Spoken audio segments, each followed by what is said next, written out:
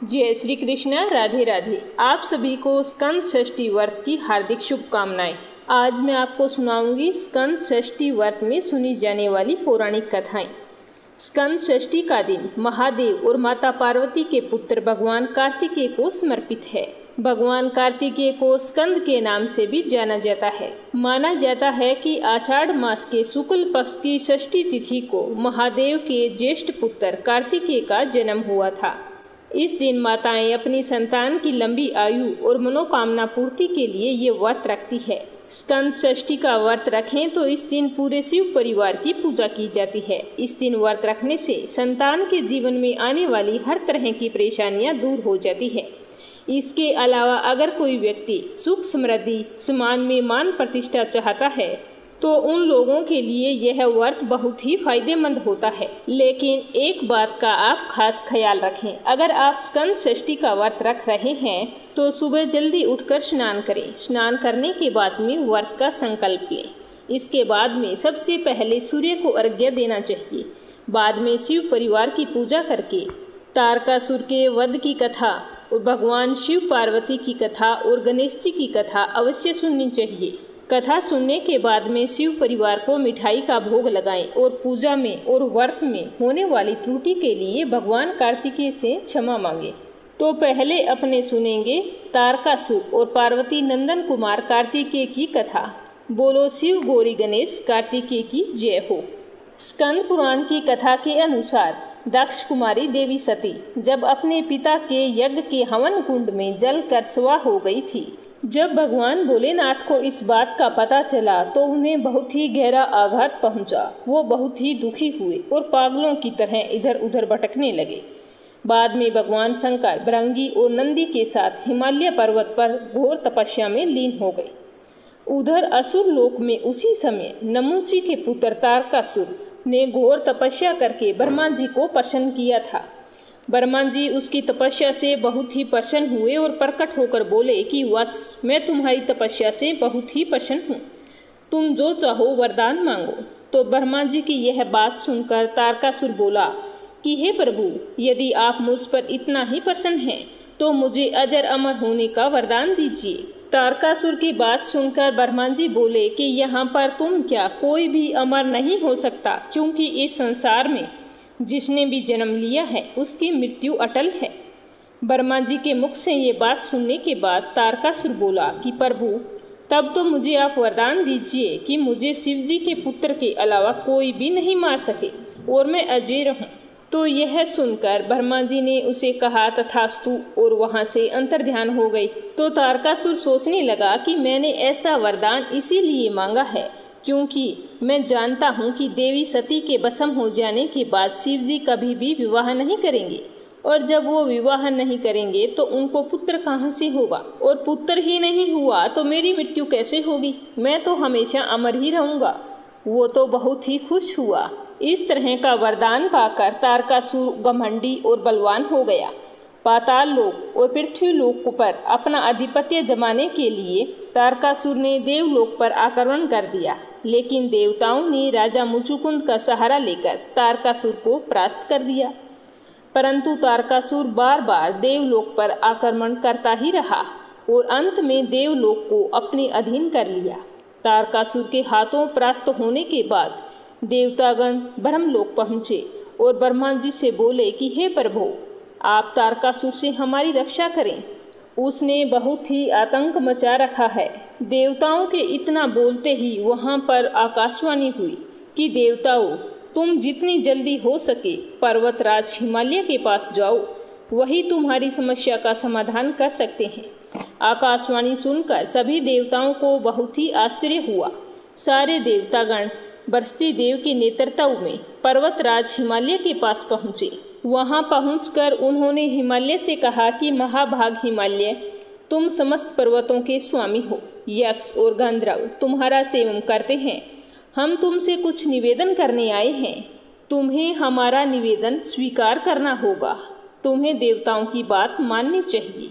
तब पर्वत श्रेष्ठ हिमवान ने हंसते हुए कहा कि देवताओं, मैं तो अचल हूँ, चल फिर नहीं सकता। ऐसी दशा में मैं आप लोगों के किस काम आ सकता हूँ। तब देवताओं ने कहा कि तारकासुर के वध के लिए तुम्हारी मदद चाहिए। यह सुनकर हिमालय ने कहा कि यदि तारकासुर के संहार में मेरी सहायता की आवश्यकता है तो मैं पूछता हूँ कि किस प्रकार आप लोग तारकासुर का वध करना चाहते हैं और मैं आपकी क्या सहायता करूँ। आप जल्दी बताइए, मैं आपकी मदद जरूर करूँगा। तो इस तरह की बात सुनकर देवताओं ने आकाशवाणी द्वारा कही हुई सारी बातें कह सुनाई। तो सुनकर हिमवान ने कहा कि जब शिवजी के बुद्धिमान पुत्र द्वारा ही तारकासुर का वध होने वाला है, तब देवताओं के सब कार्य शुभ हो और आकाशवाणी कही हुई बात सच निकले। इसके लिए आप लोगों को विशेष यत्न करना चाहिए। तो फिर देवताओं ने कहा कि गिरिजराज, आप देवताओं का कार्य सिद्ध करने के उद्देश्य से भगवान शंकर के विवाह के लिए स्वयं ही एक कन्या उत्पन्न करें। यह सुनकर हिमवान अपनी पत्नी मैना से बोले कि सुमुखी, तुम्हें एक श्रेष्ठ कन्या उत्पन्न करनी चाहिए। तो हिमवान की यह बात सुनकर मैना ने हंसते हुए कहा कि स्वामी, मैंने आपकी बात सुन ली, परंतु कन्या स्त्रियों को शोक में डालने वाली होती है। अतः इस विषय में दीर्घ काल तक विचार करके आपको अपनी बुद्धि से जो हितकर प्रतीत हो वही बताएं। तो अपनी प्रियतम मैना की यह बात सुनकर हिमवान ने कहा कि हे देवी, जिस प्रकार से दूसरों के जीवन की रक्षा हो, परोपकारी पुरुषों को यही करना चाहिए। इस प्रकार पति की प्रेरणा पाकर पर्वतों की रानी मैना ने बड़ी प्रसन्नता पूर्वक अपने गर्भ में कन्या को धारण किया। कुछ समय के पश्चात मैना के गर्भ से एक बहुत ही सुंदर कन्या उत्पन्न हुई, जो गिरिजा के नाम से प्रसिद्ध हुई। सबको सुख देने वाली उस देवी के प्रकट होने पर देवताओं के नगाड़े बज उठे, अप्सराएं नृत्य करने लगी, गंधर्वराज गाने तथा सिद्धिचारण स्तुति करने लगे। उस समय देवताओं ने फूलों की बड़ी भारी वर्षा की। संपूर्ण त्रिलोकी में प्रसन्नता छा गई। महासती गिरिजा का जब जन्म हुआ, उस समय दैत्यों के मन में भय समा गया और देवता, महर्षि तथा सिद्धगण बड़े ही खुश हुए। उधर जब गिरिजा 8 वर्ष की हो गई, तब एक दिन हिमवान अपनी पुत्री गिरिजा को भगवान शिव से मिलाने के लिए ले गए। भगवान शिव उस समय हिमालय की कंदराओं में अपने पार्षदों से घिरे हुए तपस्या में लीन थे। वहां पहुंचकर हिमवान ने मस्तक झुकाकर शिवजी को प्रणाम किया और बोले कि हे प्रभु, आप मुझे इस कन्या के साथ प्रतिदिन अपने दर्शन करने के लिए आने की आज्ञा दें। परंतु भगवान शिव ने आज्ञा देने से मना कर दिया, लेकिन देवी गिरिजा के बार बार अनुरोध को वो ठुकरा ना सके और प्रतिदिन अपने दर्शन के लिए आने की आज्ञा दे दी। अब हिमवान अपनी पुत्री को लेकर रोजाना शिवजी के दर्शन के लिए आने लगे। इस प्रकार भगवान शिव की उपासना करते हुए पुत्री और पिता का कुछ समय व्यतीत हो गया, परंतु फिर भी देवादिदेव महादेव अपनी तपस्या में ही लीन थे। यह देखकर देवतागण चिंतित हो उठे कि भोलेनाथ तो हिम कुमारी गिरिजा की ओर ध्यान ही नहीं दे रहे, फिर तारकासुर का वध कैसे होगा। इसी व्यथा में देवताओं ने कामदेव को शिवजी की तपस्या भंग करने के उद्देश्य से बुला लिया। इंद्र का कार्य सिद्ध करने वाला कामदेव अपनी पत्नी रति और सखा वसंत के साथ आया और देव सभा में देवराज के सम्मुख उपस्थित हो गया। तब देवराज इंद्र ने कहा कि इस समय देवताओं का कार्य सिद्ध करने के लिए तुम भगवान शंकर पर चढ़ाई करो।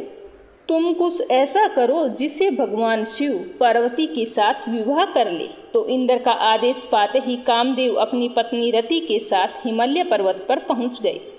वहां पहुंचकर उन्होंने अपने सम्मोहन का बाण भगवान शिव पर छोड़ दिया।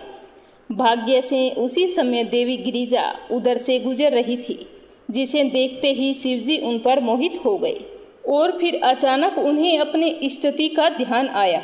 आते ही भगवान शिव के नेत्र आश्चर्य से खिल उठे और उन्होंने मन ही मन खेद प्रकट करते हुए कहा कि मैं स्वतंत्र हूँ, निर्विकार हूँ। फिर आज ऐसा क्या हुआ जिससे मैं पार्वती के दर्शन से मोहित हो गया? कहाँ से, किससे और किसने मेरा यह अप्रिय कार्य किया है? शंकर जी ने सब दिशाओं में अपनी दृष्टि दौड़ाई। उसी समय दक्षिण दिशा में कामदेव दिखलाई दिए। यह देखकर भगवान शिव को समझते हुए देर नहीं लगी और उन्होंने क्रोध में आकर कामदेव को अपने तीसरे नेत्र की अग्नि से भस्म कर दिया।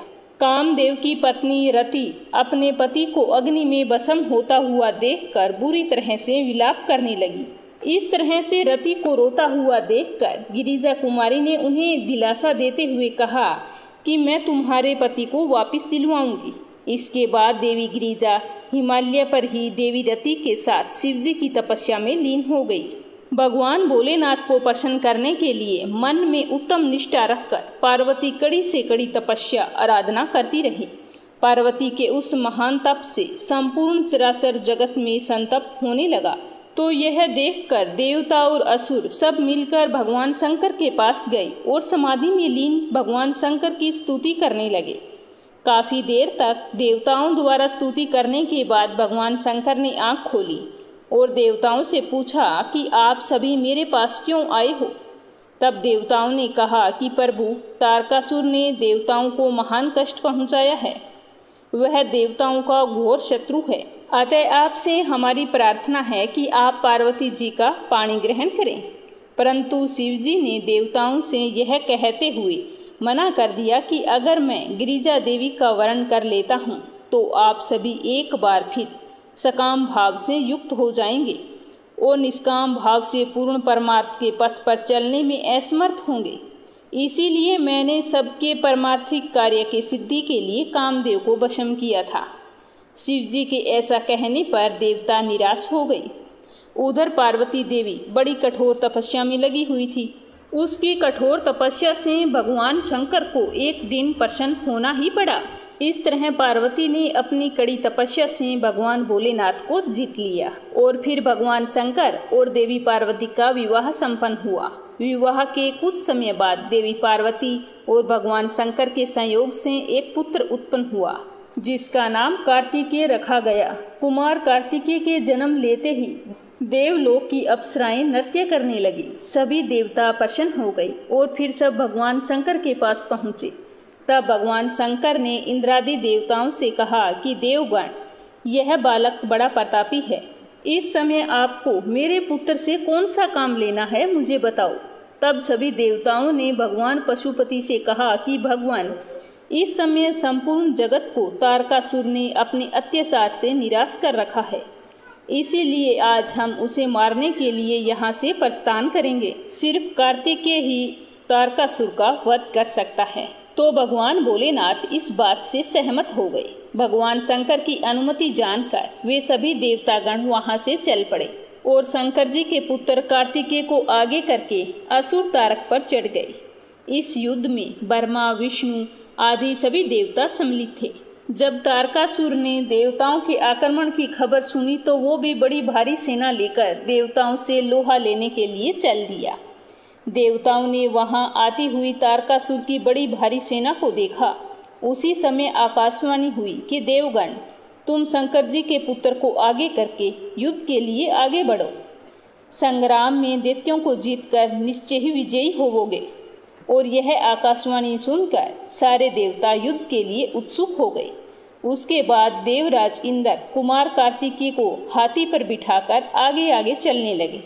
उसके साथ देवताओं की बड़ी भारी सेना थी और लोकपालों ने भी उन्हें चारों तरफ से घेर रखा था। उसी समय युद्ध की इच्छा रखने वाले इंद्र आदि सभी देवता अपनी अपनी सेना के साथ युद्ध में शामिल हो गए। उसके बाद कुमार कार्तिकेय को आगे करके सब देवता पृथ्वी पर उतरे। गंगा और यमुना के बीच अंतर्वेदी में आकर खड़े हुए। तारकासुर के अनुचर भी पाताल से वहां पर आ गए और देवताओं का वध करने के लिए अपनी सेना के साथ युद्ध स्थल में विचरण करने लगे। फिर दोनों सेनाएं मेघ के समान गंभीर स्वर में गर्जना करने लगी। महाबली देवता और असुर एक दूसरे से भिड़ गए।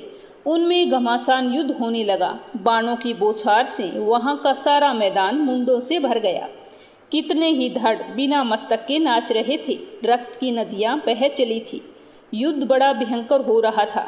थोड़ी देर में देवराज इंद्र और तारकासुर में भयंकर युद्ध शुरू हो गया।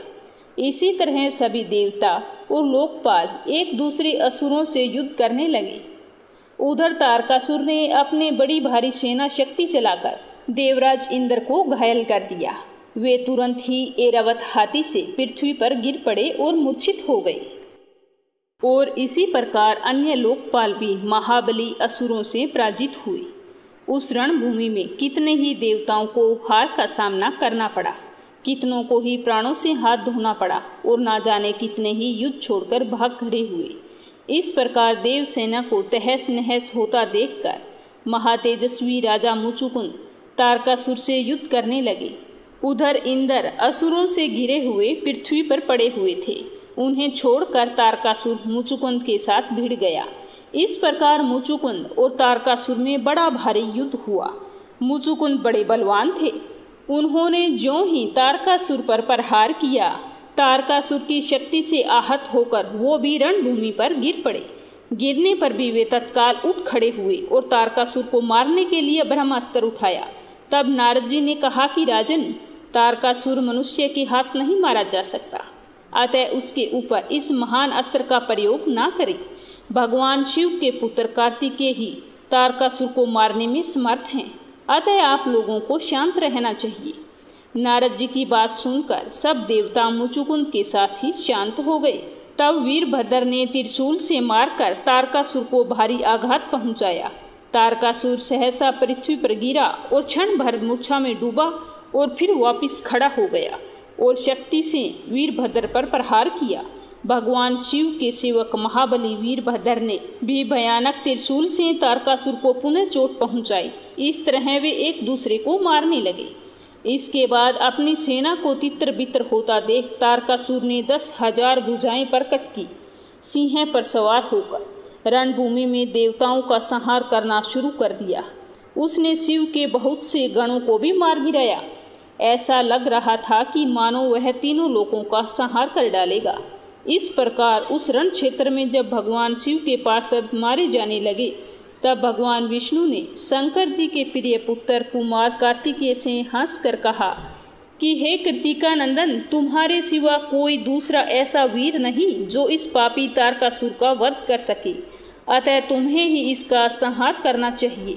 तब कुमार कार्तिकेय ने भगवान विष्णु से कहा कि भगवान, यहाँ कौन अपने हैं और कौन पराई हैं, इसका मुझे ज्ञान भी नहीं है। यह सुनकर देवर्षि नारद ने कहा कि हे कुमार, तुम भगवान शंकर के अंश से उत्पन्न हुए हो, इस जगत के रक्षक और स्वामी हो। देवताओं को सबसे बढ़कर सहारा देने वाले इस समय तुम ही हो। वीरवर, तारकासुर ने पहले बड़ी उग्र तपस्या की थी, उसी के प्रभाव से उसने देवताओं पर विजय पाई है, स्वर्ग लोक को जीत लिया है और अजेयता प्राप्त कर ली है। उस दुरात्मा ने इंद्र और लोकपालों को भी परास्त किया है तथा तीनों लोक अपने अधिकार में कर लिए हैं। वह धर्मात्माओं को सताने वाला है, अतः तुम्हें उसका वध अवश्य करना चाहिए। आज तुम ही रक्षक होकर सबका कल्याण करो। नारद जी की बात सुनकर कार्तिकेय बड़े जोर से हंसने लगे और विमान से उतरकर पैदल चलने लगे। अपने हाथ में अत्यंत प्रभावशाली शक्ति लेकर जब वे रणभूमि में पैदल ही दौड़ने लगे, तब उस समय उस बालक को आते देखकर तारकासुर कहने लगे कि यह कुमार बड़े बड़े दैत्यों का संहार करने वाला है, अतः इसके साथ युद्ध मैं ही करूँगा। यह कहकर दुरात्मा तारकासुर कुमार से युद्ध करने के लिए आगे बढ़े। उसने एक अद्भुत शक्ति हाथ में ले ली। इतने में ही शत्रुओं का नाश करने वाले महाबली वीरभद्र उठकर खड़े हो गए। उन्होंने एक चमकते हुए त्रिशूल से जब तारकासुर को मार डालने का विचार किया, उसी समय कुमार कार्तिकेय ने उन्हें मना करते हुए कहा, तुम इसका वध ना करो। उसके बाद कुमार कार्तिकेय एक शक्ति लेकर तारकासुर का वध करने के लिए आगे बढ़े। फिर तारकासुर और कुमार कार्तिकेय में बड़ा ही भयानक संग्राम युद्ध छिड़ गया। दोनों हाथों में शक्ति लिए एक दूसरे पर प्रहार कर रहे थे, परंतु दोनों की शक्ति आपस में टकराकर नष्ट हो जाती। उधर कुमार कार्तिकेय को उत्साहपूर्वक युद्ध करता हुआ देखकर देवता गंधर्व सारे आपस में बातें करने लगे कि पता नहीं इस युद्ध में किसकी विजय होगी। उसी समय आकाशवाणी हुई कि हे देवताओं, आज कुमार कार्तिकेय तारकासुर को अवश्य मार डालेंगे। तुम सब लोग चिंता ना करो, सुखपूर्वक स्वर्ग लोक में स्थित रहो। आकाश में प्रकट हुई इस देववाणी को कुमार कार्तिकेय ने भी सुना। सुनकर उस भयानक दैत्य को मार डालने का निश्चय किया। उसके बाद कुमार ने तारकासुर की छाती पर शक्ति से प्रहार किया, परंतु देवराज तारक ने उस प्रहार की कोई परवाह नहीं की और स्वयं क्रोध में आकर अपनी शक्ति से कुमार पर आघात किया।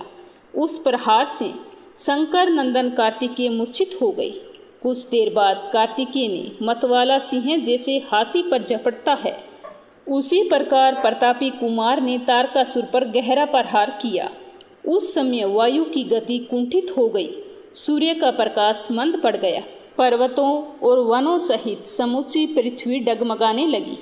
तब कुमार कार्तिकेय ने सभी को धीरज बंधाते हुए कहा कि आप लोग खेद और चिंता ना करें, आप मैं सबके सामने आज ही इस महापापी दैत्य का वध करूंगा। इस प्रकार सभी को आश्वासन देकर कुमार कार्तिकेय ने मन ही मन अपने पिता और माता को प्रणाम किया। फिर हाथ में शक्ति लेकर दैत्यराज तारक पर बड़े वेग से प्रहार किया। शक्ति का आघात होते ही असुरों का स्वामी तारकासुर सहसा धराशायी होकर गिर पड़ा। वज्र के मारे हुए पर्वत की भांति उसका अंग अंग चूर हो गया। कुमार कार्तिकेय के द्वारा तारकासुर बलपूर्वक मार दिया गया। दैत्यराज के वध के पश्चात देवता, ऋषि, मुनि, गंधर्व आदि सहित तीनों लोकों के प्राणी पार्वती नंदन कुमार कार्तिकेय की स्तुति करने लगे। उसके बाद भगवान शंकर और देवी पार्वती वहां पर आ पहुंचे। उन्होंने अपने पुत्र को गोद में बिठाकर पूर्ण संतोष दिया। इस तरह शिव पार्वती के पुत्र कार्तिकेय ने देवताओं को तारकासुर के आतंक से मुक्ति दिलाई। अब अगली कहानी सुनेंगे अपने भगवान शंकर और माता पार्वती जी की। यह तो सभी जानते हैं कि माता पार्वती ने भगवान शिव को अपने पति के रूप में पाने के लिए कितने ही कठोर तप किए थे और न जाने कितनी ही परीक्षाएं दी थी, तब जाकर उन्हें भगवान शंकर पति के रूप में प्राप्त हुए थे। एक ऐसे ही कथा का जिक्र पौराणिक ग्रंथों में मिलता है, जब भगवान शंकर ने मगरमच्छ बनकर माता पार्वती जी की परीक्षा ली थी। एक समय की बात है, माता पार्वती घोर तपस्या कर रही थी। उनकी भक्ति और तप को देखकर सारे देवताओं ने भगवान शिव जी की मनोकामना पूरी करने के लिए कहा। तब भगवान शंकर ने पार्वती जी की परीक्षा लेने के लिए सप्त ऋषियों को समझा बुझाकर वहां पर भेज दिया। तो सप्त ऋषि जहां माता पार्वती तपस्या कर रही थी वहां पर चले गए और वहां माता के सामने जाकर शंकर जी के बारे में बहुत कुछ बोलने लगे और उनके सैकड़ों अवगुण गिनाए। भगवान भोलेनाथ के बारे में बहुत कुछ भला बुरा कहा, लेकिन पार्वती जी पर इस बातों का कोई भी प्रभाव नहीं पड़ा। उन्हें दृढ़ निश्चय और संकल्प के साथ अपना तप जारी रखा। तो सप्त ऋषि भगवान भोलेनाथ के पास जाकर बोले कि पार्वती जी को कोई बात से फर्क नहीं पड़ता है, चाहे आपकी जितनी मर्जी बुराई कर लो, हम तो थक हार कर लौट आए हैं। तो भगवान शंकर ने खुद परीक्षा लेने की सोची। तो भगवान शंकर वहां पर प्रकट हुए और माता पार्वती को कहा कि मैं तुम्हारी तपस्या से बहुत ही प्रसन्न हूँ, तुम्हारी तपस्या सफल हुई। मैं तुम्हें वरदान देता हूँ कि मैं तुम्हें पति के रूप में अवश्य मिलूंगा। इस तरह से कहकर भगवान शिव जी तो वहाँ से अंतर्ध्यान हो गए और उसी समय जहाँ माता पार्वती जी तप कर रही थी, वहीं तालाब के पास एक मगरमच्छ ने लड़के को पकड़ रखा था। लड़का बचाने के लिए शोर मचा रहा था।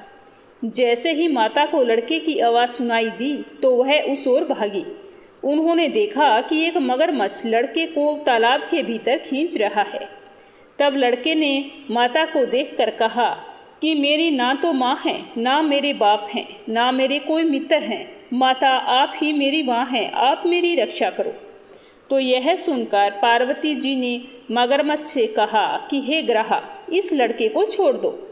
मगरमच्छ बोला कि दिन के छठे पहर में जो मुझे मिलता है मैं उसे अपना आहार समझकर स्वीकार कर लेता हूँ, यह मेरा नियम है।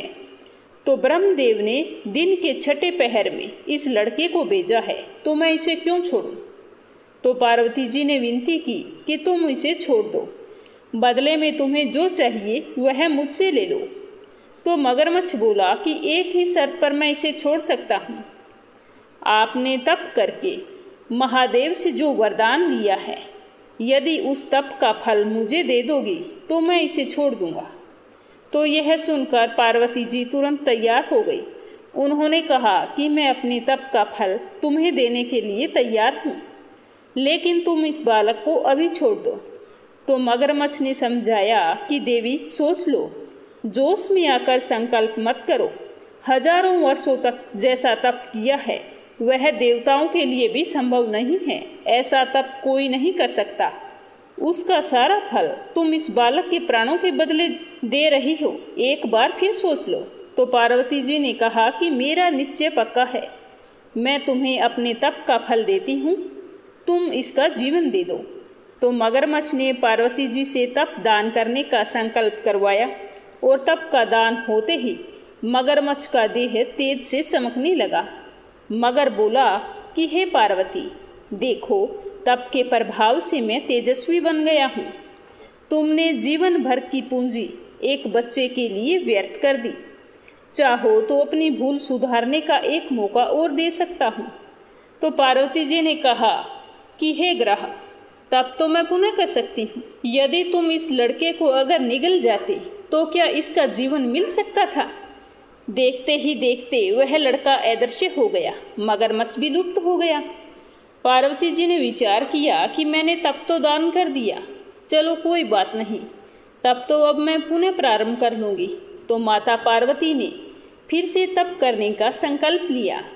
यह देखकर भगवान शिव फिर से प्रकट हुए और उन्होंने पूछा कि देवी, अब आप क्या कर रही हो? तब माता ने कहा कि मैंने अपने तप का दान कर दिया है और अब मैं आपको पति रूप में पाने के लिए फिर से तप करूँगी। तब महादेव ने कहा कि उस बालक और मगरमच्छ के रूप में मैं स्वयं था। आपने अपने तप का दान मुझे ही किया है। मैं तो तुम्हारी परीक्षा ले रहा था कि तुम्हारा चित्त प्राणी मात्र में सुख दुख का अनुभव करता है या नहीं करता। तुम इस परीक्षा में सफल हुई, इसीलिए अब तुम्हें पुनः तप करने की कोई आवश्यकता नहीं। तो महादेव जी की बात सुनकर माता पार्वती बहुत ही खुश हुई और उन्होंने महादेव को प्रणाम करके प्रसन्न मन से विदा किया। अब अगली कहानी सुनेंगे गणेश जी की। बोलो गणेश गजानन की जय हो। एक बार की बात है, देवतागण कई विपदाओं से घिरे हुए थे, तो वो मदद मांगने के लिए भगवान शिव के पास आए। उस समय भगवान शिव के साथ कार्तिकेय और गणेश जी भी बैठे हुए थे।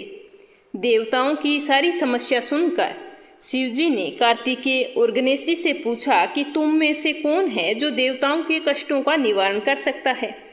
तो कार्तिकेय बोला कि मैं कर सकता हूँ। गणेश जी ने कहा कि मैं भी कर सकता हूँ। दोनों ने अपने आप को इस कार्य के लिए सक्षम बताया। तो भगवान शिव ने सोचा कि इन दोनों में से एक का चुनाव कैसे करूं? एक की पक्ष लूंगा तो दूसरा नाराज हो जाएगा। इस तरह से सोच विचार करते हुए भगवान शिव ने कहा कि मैं तुम दोनों की परीक्षा लूंगा। तुम दोनों में से जो भी परीक्षा में उत्तीर्ण होगा उसे ही देवताओं के साथ मदद के लिए भेजा जाएगा। जैसे ही शिव जी ने यह बात कही, कार्तिकेय अपनी सवारी मोर पर बैठकर पृथ्वी की परिक्रमा करने के लिए चले गए। परंतु गणेश जी वहीं पर खड़े रहे और सोचने लगे कि वह तो मूषक की मदद से पूरे पृथ्वी का चक्कर कैसे लगा सकेगा। अगर मैं मूषक को लेकर पृथ्वी की परिक्रमा करने के लिए जाऊंगा तो अवश्य मैं ही हारूंगा। उसी समय गणेश जी के मन में एक उपाय आया, तो अपने पिताजी शिव जी और माता पार्वती के पास गए और उनकी 7 बार परिक्रमा करके वापस अपनी जगह पर आकर खड़े हो गए।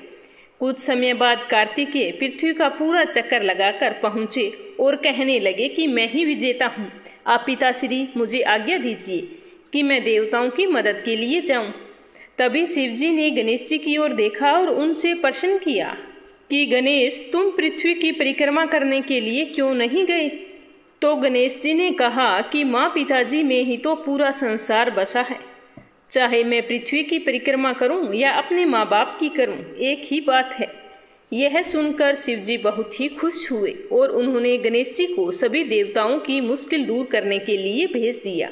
साथ ही शिव जी ने गणेश जी को यह आशीर्वाद दिया भी जो भी व्यक्ति पूजा पाठ में और व्रत में तुम्हें सबसे पहले याद करेगा उसकी मनोकामना अवश्य पूर्ण होंगी, उसके सारे दुख दूर होंगे और उसे अपार सुखों की प्राप्ति होगी। इस तरह गणेश जी को एक बार फिर से भगवान शिव का आशीर्वाद प्राप्त हुआ। बोलो गणेश गजानन की जय हो। तो अब सुनते हैं गणेश जी की दूसरी कथा। एक दिन भगवान भोलेनाथ स्नान करने के लिए कैलाश पर्वत से भोगवती गई, तो पीछे से माँ पार्वती ने भी स्नान करने की सोची, लेकिन सोचा अभी मैं स्नान करूंगी तो ध्यान कौन रखेगा, अंदर कोई आ ना जाए, बाहर कोई पहरा देने वाला भी होना चाहिए। तो यह सोचकर पार्वती जी ने अपने मेल से एक पुतला बनाकर उस पुतले में जान डाल दी, तो वह जीवित हो गया। पुतले में जान आने के बाद देवी पार्वती ने पुतले का नाम गणेश रखा और फिर उससे कहा कि बेटा मैं स्नान करने जा रही हूँ, मुख्य द्वार पर पहरा देते रहना, कोई भी आए तो उसे अंदर मत आने देना जब तक मैं स्नान करके बाहर ना आऊं। तो उसने कहा ठीक है। जब भगवान भोलेनाथ स्नान करके आए और अंदर जाने लगे तो बाल स्वरूप गणेश जी ने उनको द्वार पर ही रोक दिया। भगवान शिव के लाख कोशिश के बाद भी गणेश ने उसे अंदर नहीं जाने दिया। गणेश जी द्वारा इस तरह बार बार रोकना भगवान शिव को अपना अपमान महसूस हुआ और गुस्से में आकर बालक गणेश का सिर धड़ से अलग कर दिया और अंदर चले गए।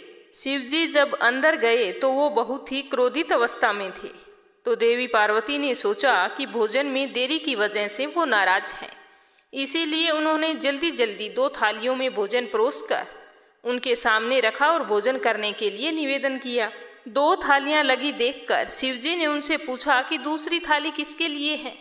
तब माता पार्वती ने कहा कि दूसरी थाली पुत्र गणेश के लिए है, जो द्वार पर पहरा दे रहे हैं। तब भगवान शिव ने देवी पार्वती से कहा कि मैंने तो उसका सिर धड़ से अलग कर दिया है, उसने मुझे अंदर नहीं आने दिया था। पार्वती यह सुनकर बहुत ही दुखी हुई और विलाप करने लगी कि स्वामी मैंने ही उसे बोला था कि जब तक मैं स्नान करके बाहर ना आऊं किसी को अंदर मत आने देना, आपने यह क्या कर दिया। और हाथ जोड़कर गणेश को जीवित करने का आग्रह करने लगी। तब महादेव ने कहा कि यह संभव नहीं है। यह एक ही बात से संभव हो सकता है कि अगर कोई माँ अपने बच्चे की तरफ पीठ करके सो रही है, ऐसा बालक अगर मिल जाता है तो उसका सिर मैं आपके बच्चे पर लगा सकता हूँ। तो यह सुनकर माँ पार्वती बोली कि ऐसा बच्चा कहाँ मिलेगा। तो दोनों ऐसे बच्चे की खोज में निकल गए, पर उन्हें ऐसा कोई बच्चा नहीं मिला जिसकी माँ उसकी तरफ पीठ करके सो रही हो। जब वे ढूंढकर वापिस आ रहे थे तो रास्ते में एक हथनी सो रही थी और उसने अपने बच्चे की तरफ पीठ कर रखी थी। जब भगवान भोलेनाथ ने यह देखा तो उस हथनी के बच्चे का सर लाकर गणेश की धड़ से जोड़ दिया और वो जीवित हो गया। लेकिन माँ पार्वती गणेश जी का ऐसा रूप देखकर बहुत दुखी हुई और भगवान भोलेनाथ से कहने लगी कि हे नाथ, आपने ये क्या कर दिया। जब सारे लोग इसका ये रूप देखेंगे तो मजाक बनाएंगे और मैं मेरे बच्चे का मजाक सहन नहीं कर सकती। तो भगवान भोलेनाथ बोले कि पार्वती जी, आपको इसके बारे में चिंता करने की जरूरत नहीं है। आपका पुत्र गणेश जी सब देवताओं में सर्वप्रथम पूजनीय होगा। जब तक कोई भी व्यक्ति इसकी सबसे पहले पूजा नहीं करेगा तो उसका कार्य संपन्न नहीं होगा। इसीलिए सारे शुभ कार्यों में और व्रतों में गणेश जी को सबसे पहले याद किया जाएगा और पूजा जाएगा। तभी से सारे शुभ कार्यों में भगवान गणेश को है।